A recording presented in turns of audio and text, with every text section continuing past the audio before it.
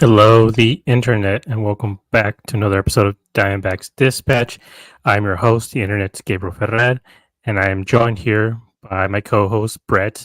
Brandon's off on assignment right now, hunting vampires. I think he said right. I agree, yeah. So it's just going to be us two today, but we have a lot to talk about and a lot to unpack tonight. So let's just get to it. What are your first thoughts, Brett? I mean, you guys saw it in the group chat going into that ninth inning. Just the entire game in general, roller coaster of emotions after everything with the bullpen. I was leaving my brother's place.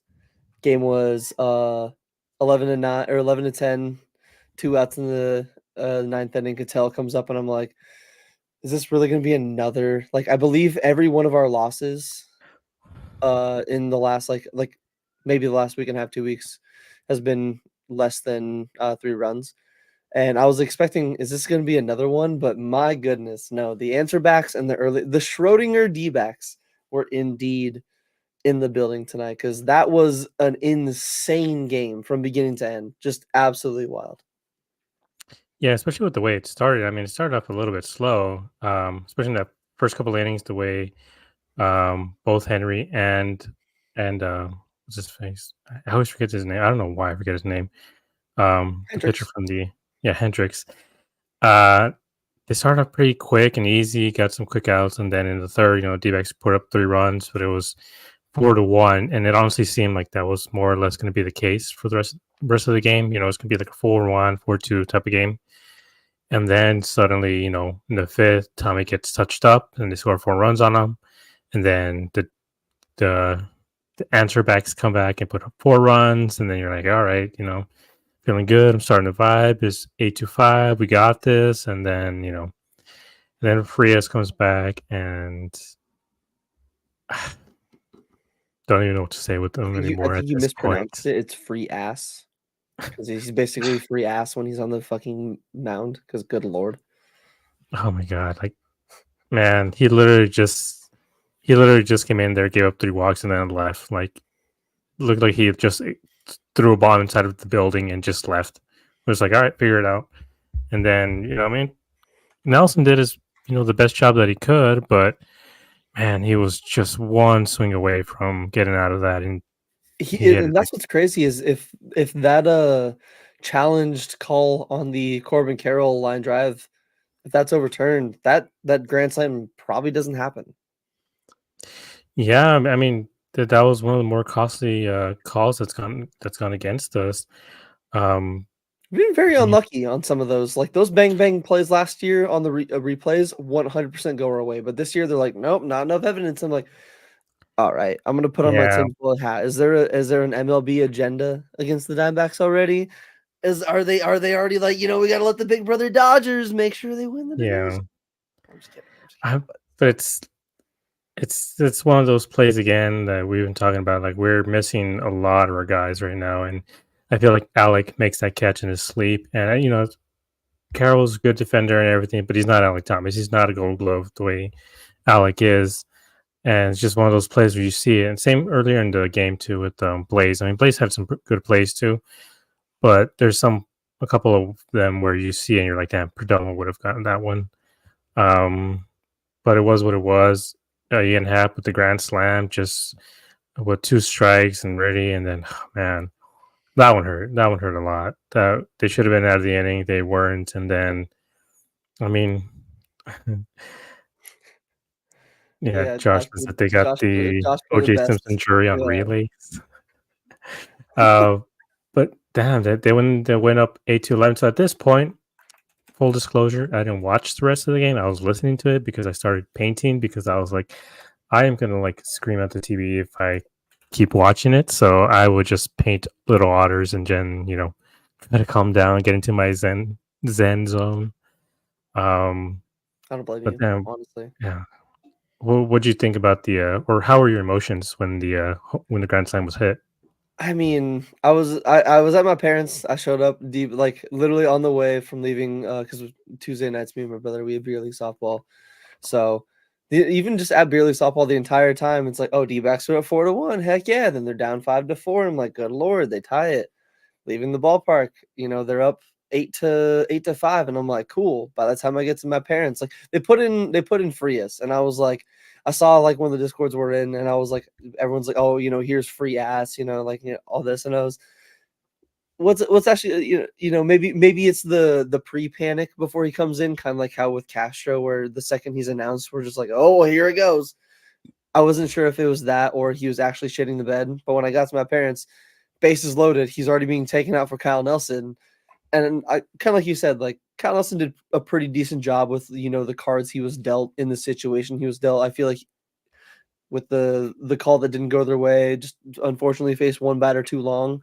But I will fully admit, as the overreactionary person on this podcast that I am, 100% was like saw the game day app while I was sitting in the garage talking with my dad and my brother, enjoying some nice crispy Arizona electric lettuce, and I just see with Ian Happ with the bases loaded in play runs in my brain. I'm like, oh, like okay, tie game, maybe they're down by Yeah, one, single maybe or like, and then I just see grand slam. I just close the phone. I'm like, I don't okay, like it's another one of those nights. I was like, Dad, load me another one. Let's enjoy this night, before we go. But it was like you said, it was a roller coaster of emotions, just the entire game, and especially the fifth through the eighth inning. That was good lord.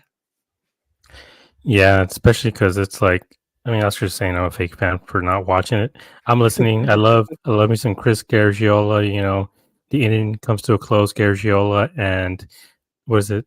What does he say now? It's like, and the inning And it comes brings to the a innings close, to a I think. close. I think, yeah, it brings the Yeah, innings he to a says close. like two things now. Hey, we Call him we out love for Chris. one, and Chris he changed follows us. it. We love Chris. He's awesome. Like I it's do. just I love Chris, but it's just he does the same calls. It's kind of hilarious. It's yeah. like take a shot every time I'll he says I'll either take one. his same calls to end the inning over Steve Berthium and his jinx every day of the week, Oh my god, please. yeah. But yeah, I mean, when the grand slam happened, it's here's the thing with Nelson, because I know people want to put some blame on Nelson. He came in there with the bases loaded and no outs. He had to be absolutely perfect. You're expecting perfection out of a guy like this. And I mean, who in the league can come in there and get three outs like that? Like, there's a handful of guys who are able to do that. And with the way this game is going, you're not going to put in Ginkle. You're not going to put in Thompson this early. So it's like, you put in Nelson, and like I said, he almost got it. If this would have been, you know, no one on base when he came in, he would have given up one run, which not great, but still, it's like he had to be absolutely perfect, and he just unfortunately wasn't, and he got touched up in the worst way possible. And then everyone's overreacting and then underreacting. I feel like if you're not yelling at the screen, I think you're underreacting a little bit. If you're not wanting to jump off of Chase Field, I think you're underreacting a little bit because this was bad. This was really bad. I mean, with the way they've had these leads, Back nights, the way it was going, it did not look good. yeah, it was like literally that meme. It was like same every day. Oh man, like that's God literally damn how it started. thing. Goddamn, same thing every day. That's hard. That's how it's starting to feel. I mean, especially with how many blown losses they have, blown games that they have so far. And I know Brandon, is trying to be logical when he says that it's the He's seventh. away. We can be as illogical as Yeah, we want. I'm saying it's like what the 17th game of the season, blah blah blah. And it's like, but still, these are the games that when we're coming to the end of September and we're looking up the standings and we're like, oh, we have a 1 game lead. We are 3 games behind the wild card. These are the games you look back and you pencil in as like, damn, if only we would have had this. And today they finally pulled it off. And I'm hoping that, this can be a bit of a turnaround. But it's also like they scored 12 runs. Why did they have to score 12 runs? That's so many. You can't expect them to score 12 runs every night. Yes, I mean, 5 of our 8 losses in this month alone easily could have gone and like flipped to a win. The last game against the Yankees, 2 against the Braves. I'll say the first one against the Rockies, 100%. That's on the bullpen. And then the last night against the Cubs. Like those are 5 games that like it's not even it's like you said, it's not just one game. It's not at the end of the year to where you just missed by one game, whatever. That's 5 games in a 2.5 week span. It's again, it's not, sound the alarms, oh my god, the sky's falling. But it is a little bit like, hey, you got to kind of keep note of that to be like, you can't, that trend can't continue. The amount of, I mean, even today, out of just this month alone, let's see how many games finished that was below a 3-run deficit. So Sunday against the Cardinals, and then you go back to the 7-0 win against the Yankees. So 2 games this entire month that they have either won by more than 3 or lost by more than 3. Every other game, like all their losses have been 3 runs or less. That's the thing that really hurts about it. Like, and again, it's a long season, and I'm not saying that like, oh, we need to really, get down on these 5 losses that could have been wins and really, overreact to them. But it is definitely something to keep in mind, when we get into the dog days of summer, the end of the fighting for the playoffs and the fighting for the division. Hopefully, if we're still there, the Dodgers are kind of off to a little bit of a stumble here and there. Lost to the Nationals yesterday. If we can just flip those 5 games, again, that's huge. That's very huge. If we can just have things trend in a better direction on some of the offensive and bullpen ways, this team is easily a top 5 team in the power rankings, the way the media looks at them. But obviously with their 4 or 5 games blown with the bullpen and how shaky they can be in the offense, I can understand why it's like there are question marks. There are definitely question marks that going into the season I don't think we fully had or would have expected to have. Yeah, and it's just you're talking about the inconsistency. I mean, they put up 2 runs, or 2 or 3 runs yesterday. 4, 3. How many was it? Either way, but 3. 3 runs. Yeah, they put up 3 runs yesterday. So I mean, that's really. But it always seems to be Merrill Kelly starts. He comes out and he pitches a gem, but for some reason they just can't score more than a couple runs when he's on the mound. And I truly don't understand it. Like I don't know if it's like a complacency thing or what it even is, but it's just strange that happens. And seeing this happen again today, it's just like I can see it become so demoralizing. I mean, that's why like it's really surprising that they're able to come back because then what is it? The next inning, this everything happened in the 6th. So in the 7th, Blaze he comes up, he doubles, and Suarez scores. So it was 9-11. Never forget. And then the end inning 9-11, and then they keep it there in the 8th. In the bottom of the 8th, they score again on the sac fly, and just chipping away, chipping away. There's a few times where you're like, man, they probably should have scored a lot more, but you'll take the 1 run in this case, and then the 8th ends with the 11-10. So at that point, you start to feel a little bit like, okay, no time to hit the panic button yet. And then the 9th comes, and then Cattell just hits that, maybe that juice ball homer or something, because that ball barely went over, this just squeaked over the fence. But he tied it up. I mean, the 9th, after this whole time, they just not being able to put any runs on the board, and suddenly you look up and like, oh shoot, we're tied, and it's the 9th inning. So then, unfortunately, not able to get anything else across. But what do you think about the homer? I mean, Cattell in general. I remember the beginning of last year. Again, I will fully call myself out, and like again, when I'm wrong, I'll admit when I'm wrong. The beginning of last year, and even what we saw at the end of 2022, Cattell Marte against right-handed pitchers was not good anymore. Cattell Marte, especially when he came up in his early career, we saw what he did. The memorable home run against Steven Matz in like 2019, where he sent the ball like 470. He was always known as a Sorry, my computer screen was black. Sorry. He was always known as a player that like killed lefties, and like he did decently good against righties. I mean, last year I think he hit. I think we talked about it in a previous episode. He hit like a good majority, like 25, 20 something plus home runs against righties, and only like 5 to less than 10 against lefties. Where even it's kind of continuing into this year, like he's definitely faced a little bit of righties and lefties. He's still hitting well against lefties, but his power against righties is really starting to the power has shifted to where I think he's like not even in a bad way. He's overcorrected where he's like, I can hit both sides. Like for like when he needs to turn on the power against a lefty, he can still do it. But it's just now where when he's up there against a righty, he's hitting for way more power than he did before, and just in general, way more power than he did even against left-handed pitchers. He is crushing the ball, and he's looking good. I remember they were talking about on the broadcast about him just feeling trusting the team more, trusting the I know it sounds weird, but trusting the team around him, the rest of the lineup that we've seen it before. He doesn't need to be the hero. He doesn't need to go up there and swing at every pitch that's a curveball in the dirt because he wants to hit the walk-off home run. I get it. I've been there in MLB The Show. You want to be the hero.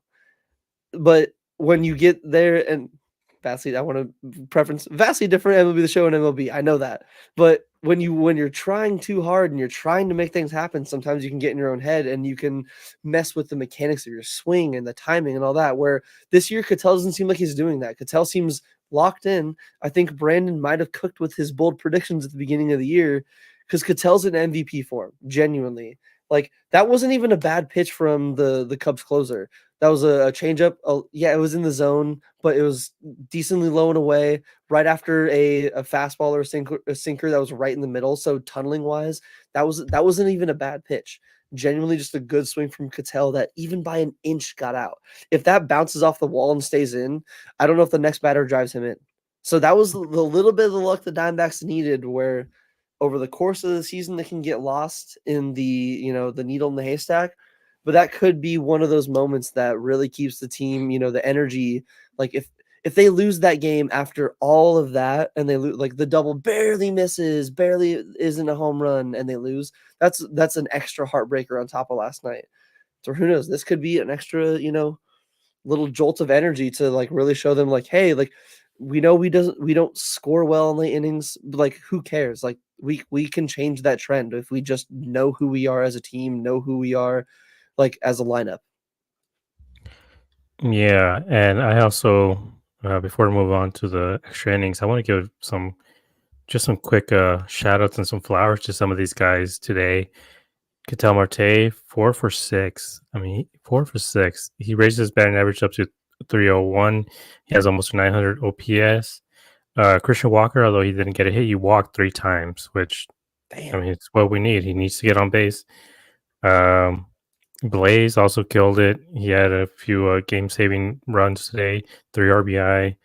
And then I know we've talked a lot of crap about him, but Castro, he came out, gave it two innings and a third, got 3 strikeouts. He relieved Nelson. I mean, he got the job done today. Like this is what we've talked about. These sort of situational innings where if they have the lead or they're tied, maybe he might struggle a little bit more.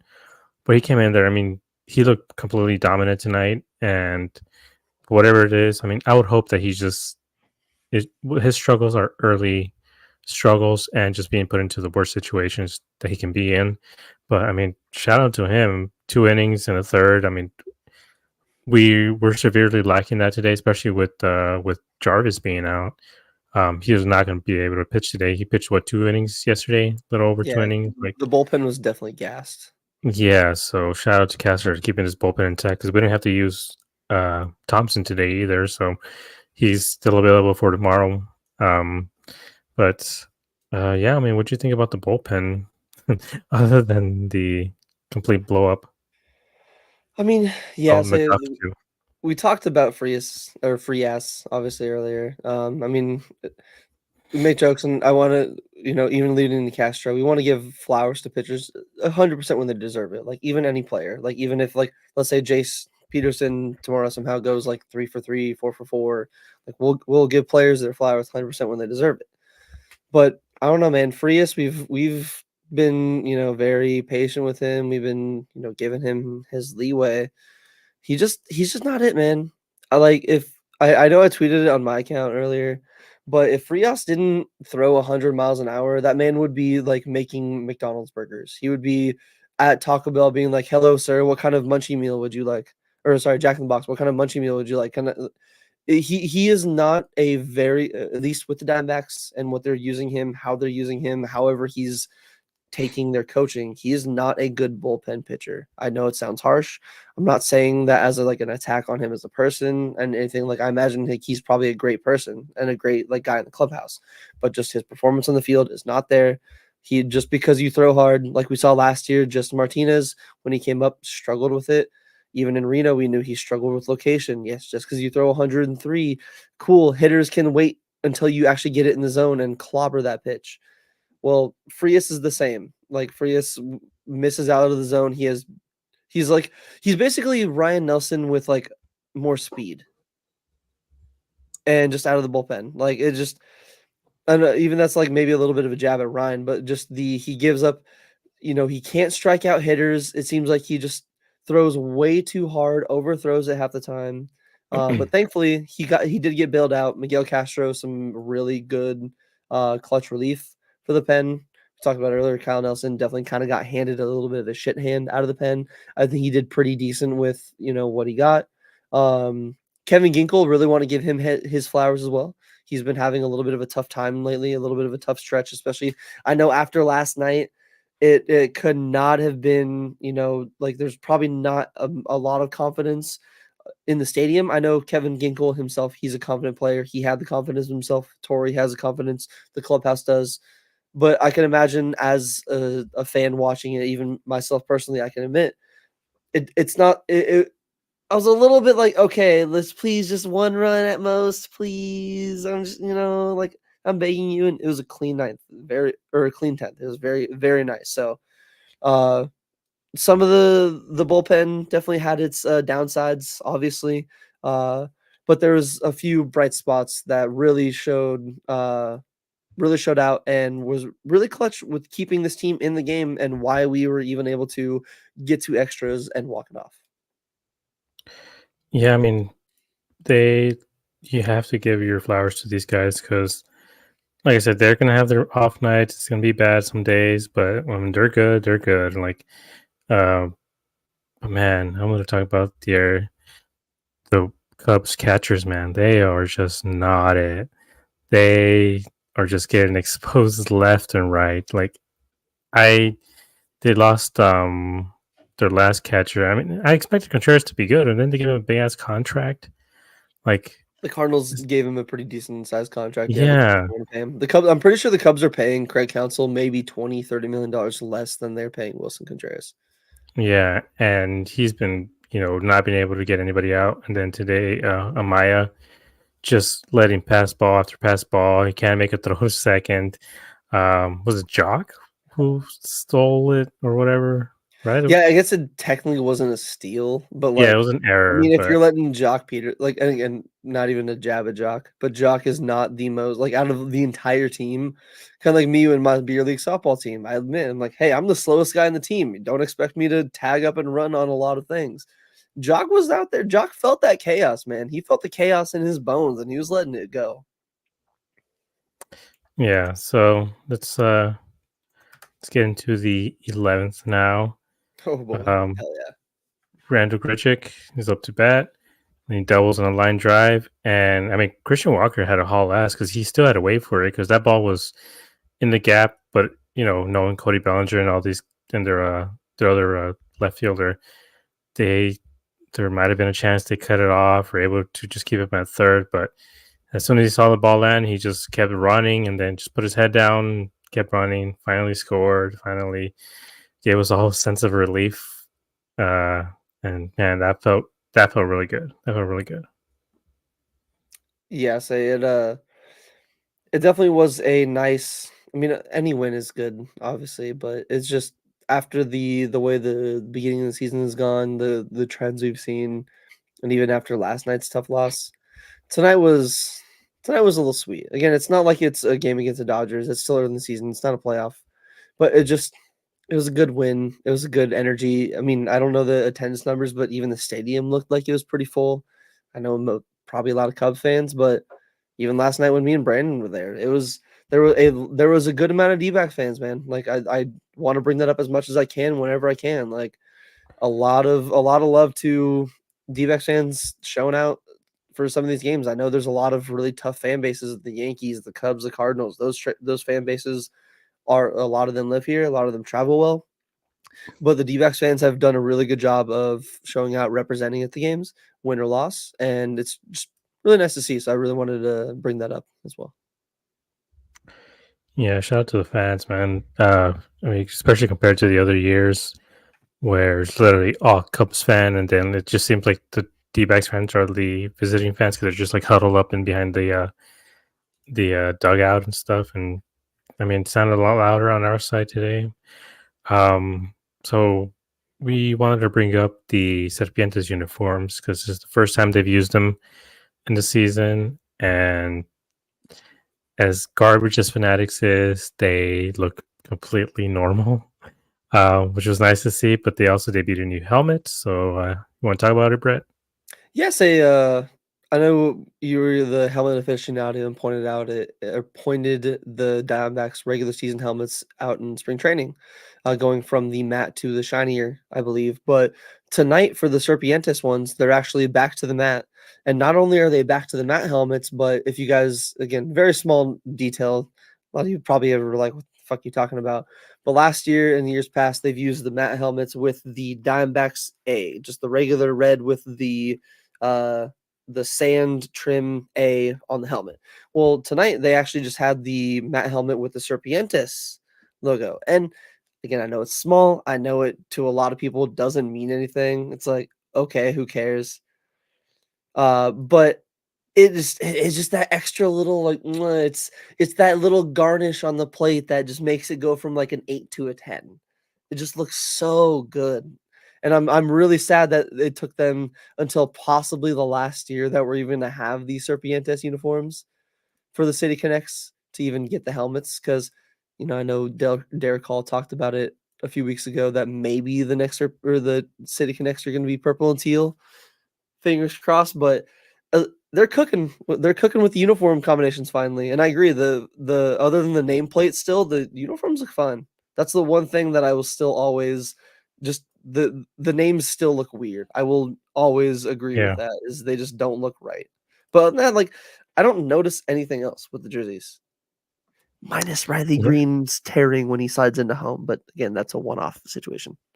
Well, it's not a one-off because Cody Bellinger had the same thing happen to him too. Like when he Really, slid I into didn't even know. start, I didn't even like see that. yeah, in his pocket, like his butt area, like it was completely ripped off. It was crazy. Um, but yeah, I mean, they look really good. They have this uh, logo on it, the one I have on my hat right now. And I think it's such a badass logo. I didn't understand why they didn't use that one. Um, but I mean, they're finally at least starting, like you said, they're starting to cook. They're starting to really mix and match these combinations, and with the new lights, they look, I think, even better than they did before. Um, so yeah, they're what 1-0 this season with Serpientes. So let's run it back. Let's keep wearing them until I don't know, like they lose. I guess I don't even know what to say at this point because they do have a really good record with Serpientes jerseys. I know um, somebody. I don't know if it was Alex Diagostino. I think that's his name. I think he keeps track of that. Oh But yeah, yeah, yeah. yeah, I think last Alex time I saw was Agostino. something like 15, 16 to like 3 or something with the Serpientes thing. So we love to see it. So you got any parting thoughts, Brett? No, I mean, it's just again, it's always nice to see the team win. I know it's especially post-game reactions can always be riding that high of the win. But I hope they keep it going into the next game. I mean, just we've talked about their struggles in the seventh inning and on tonight, especially extra innings. Tonight they scored a run in the seventh, eighth, ninth, and 10th. So good signs. Hopefully the rest of the offense can continue it and we don't see, them just get thrown down a cliff and just shut out tomorrow and look like they just showed up hungover and drunk from a long game. Uh, but I mean, they have a chance to go over 500 again. I know it's early in the season, doesn't mean too much, but sometimes just getting back over that hump of being over 500 can be huge. So tomorrow's a big game. We got Ryan Nelson, I believe, versus Jordan Wicks. So it should be a pretty good matchup. I don't even want to like put out. I don't even know if I would put money on any team just because like tonight's game, I couldn't imagine having a bet on a money line of either of these teams and seeing the Yeah. constant back and forth. Like good, no, no. So I just want to see a good ball game tomorrow. Obviously I want to see a win, but it's just nice to see the team show some fight after that rough seventh inning where the Cubs put up 6 and they were like they were Schrodinger's D-backs. They showed up early, they put up all their runs in the third and the fifth, and they still showed up in the late and became the answer backs.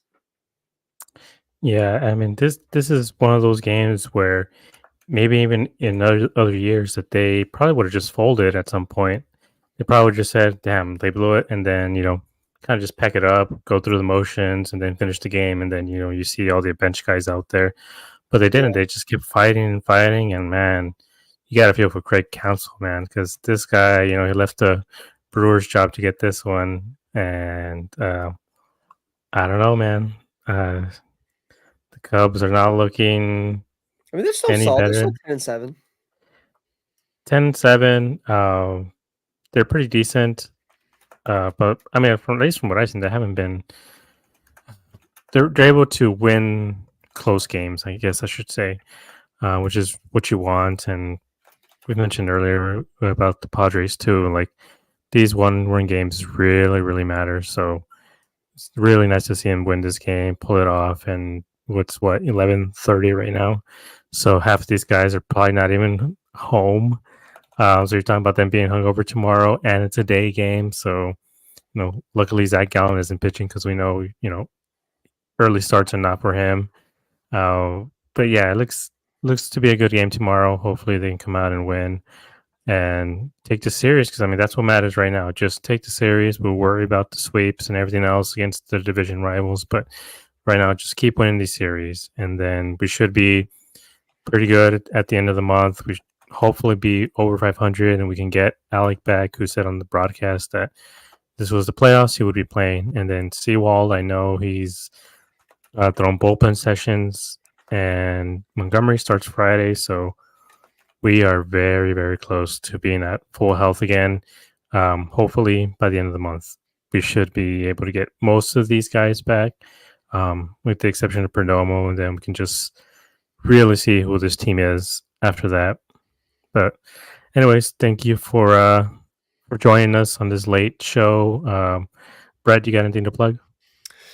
Say I kind of had an idea. I kind of want to. I know we're still getting a small community here and all that, but if you guys have any D-backs games this year, I know the D-backs have their own like D-backs TV, post your selfie and all that. If you guys are doing that too, add us as well. We'd love to retweet and like all the photos. We love just seeing D-backs community, like the D-backs community, D-backs fans having fun at games, all that. So always feel free to tag us in any photos of you, yourself, your family, your friends, whatever at games. And just let us know. We'll, like it, retweet it and all that. Because you never know what a retweet on a photo could be, and you can meet more people of in the community that share the same interests, and you can have a friendship spark from there. That's how literally me, Gabe, Brandon, and Josh all met, just because we like the Diamondbacks.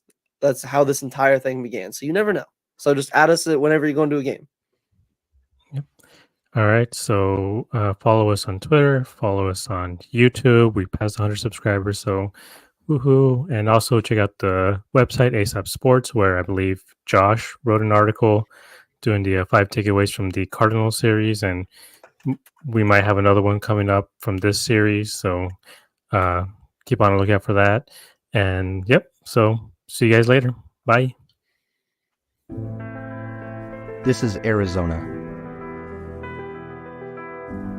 home to the Grand Canyon and home to the best fans in the nation.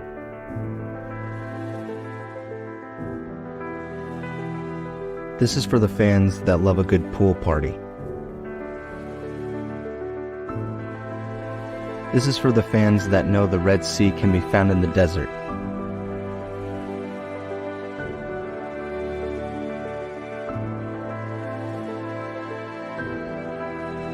This is for the fans that love sitting down and enjoying a good book.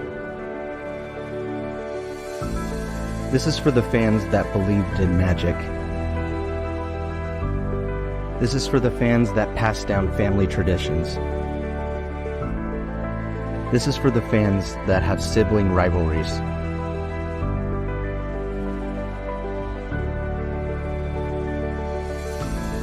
This is for the fans that love the South End.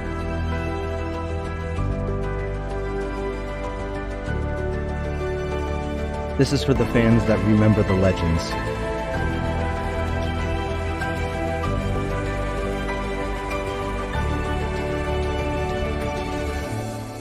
This is for the fans far from home. This is for Arizona.